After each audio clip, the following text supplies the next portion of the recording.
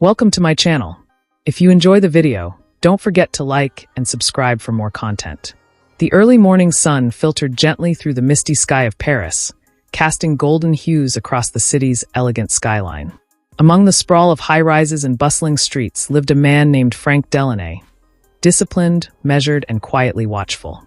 A quality control inspector for high-rise buildings by profession, Frank had always been the kind of man who noticed the cracks others overlooked, whether in concrete or in character. That morning, he wasn't dangling from the side of a skyscraper with blueprints in hand. Instead, he sat beside his wife, Leonie, known to him and close friends as Leo, in a serene, softly lit maternity clinic. 8 months pregnant, Leo's eyes shone with a calm strength, even as her fingers gently intertwined with his. They were counting down the final days until their child's arrival.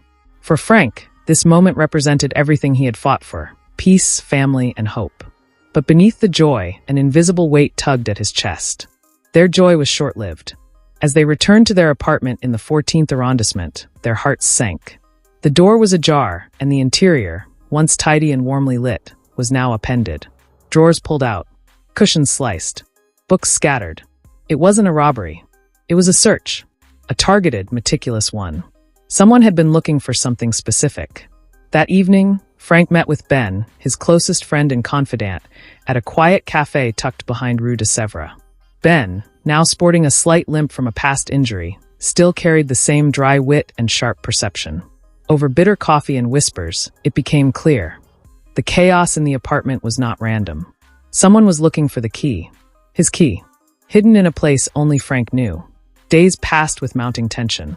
At work, Frank found it increasingly difficult to concentrate. While inspecting a building under construction, his routine was violently interrupted when a suspicious figure made a hasty descent from the scaffolding. The man was bald, agile, and clearly not part of the crew. Instinct kicked in. Frank chased him through the maze of steel and concrete, but the stranger vanished into the crowded streets. Later that day, concern gripped Frank when Leo failed to return his calls. Heart pounding, he rushed home, only to find her safe, reading by the window. Relief flooded him, but something felt off. Across the city, a white-haired man silently entered a waiting car. Inside was the bald man Frank had chased. They exchanged no words. The silence was broken only by a suppressed gunshot. The bald man slumped forward, erased. That night, when Leo drifted into sleep, Frank crept to the rooftop. There, nestled within the plumbing of an old maintenance sink, lay the key.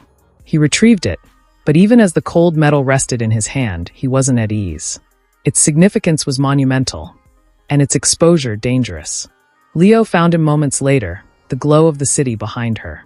Tension surged between them. She was tired of the secrets, of waking to find an empty bed, of his distant gaze. She demanded answers. But before Frank could utter a word, a knock shattered the moment. Then chaos. Masked intruders stormed in, ruthless and coordinated. Frank fought back, his movements sharp and honed, Leo beside him, her reflexes almost militant. This was not a normal couple. Yet for every attacker they brought down, more followed. Overwhelmed, Frank was restrained. One attacker pressed a gun to his palm, harvesting his fingerprint. Their leader stepped in, Van Naken. Impeccably dressed, eyes devoid of mercy. The same white-haired man who killed his own subordinate. Van Naken didn't ask. He demanded the key. Frank refused. In response, Van Naken accessed his phone and pocketed it. With cold efficiency, he ordered Leo sedated and taken. Frank's world went black. The ceremonial hall echoed with applause. Among a sea of proud graduates, Frank stood tall, sharp in his JGN uniform. The elite police force's graduation ceremony was a celebration of grit, discipline, and patriotism. Frank's gaze drifted to the crowd where family members beamed with pride. He was handed a badge with the Latin inscription ad vitam, a relic once worn by his father, now passed down through generations of quiet sacrifice. Leo was there too, but she wasn't his then. She stood beside Ben, laughing gently, a figure of strength and empathy. Frank noticed how she brought out a lightness in Ben, someone often misunderstood because of his immigrant background. That evening, driven by jealousy and fear, Frank approached Leo. His confession was clumsy yet heartfelt. To his astonishment, she reciprocated.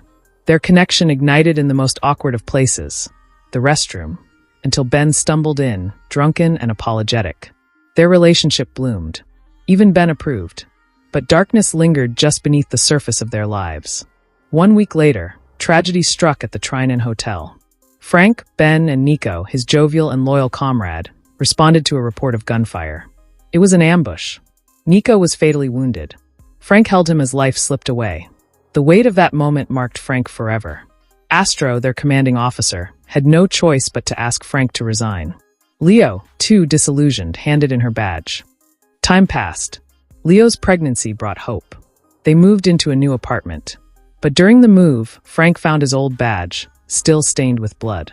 Driven by unresolved questions, he contacted a police forensic expert. The DNA on the badge matched a former Special Forces operative, Salim. That discovery shattered everything. Salim worked for the Directorate of Security. Frank connected the dots. The supposed tourist who died at the Trinan Hotel had ties to the CIA. Salim and another agent were sent to retrieve sensitive documents, but ended up executing their mission with bullets. The key was to a locker containing evidence, the bloodstained badge and its DNA analysis. Frank decided to meet a journalist anonymously, but their meeting was compromised. The directorate had moles. The minister, terrified of diplomatic fallout, sanctioned Frank's elimination. Back in the present, Frank awoke, disoriented, to a phone call from Van Naken. Leo, bound and bruised, was on the screen. The ultimatum was clear: 4 hours or she dies. And worse, Frank had been framed. His fingerprints planted. His name now listed as a fugitive. The police were hunting him. Returning to the apartment for the key, he found officers already there. The key was gone.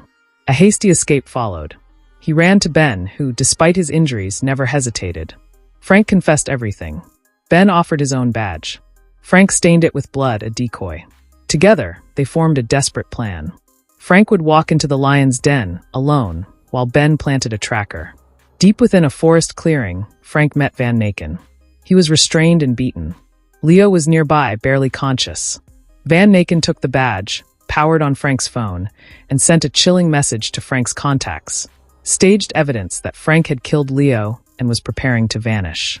But the GPS pinged. Police forces, tracking the signal, closed in. Just as Van Naken's men prepared to execute the couple, a masked figure emerged. Ben.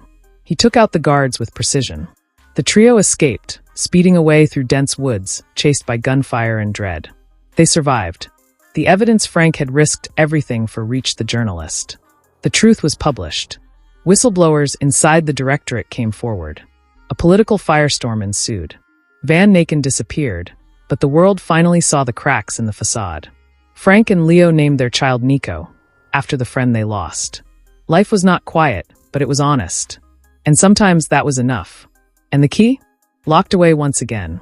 This time, not in a rooftop sink, but in the quiet strength of a man who had already unlocked the most important truth of all. Some things are worth breaking silence for.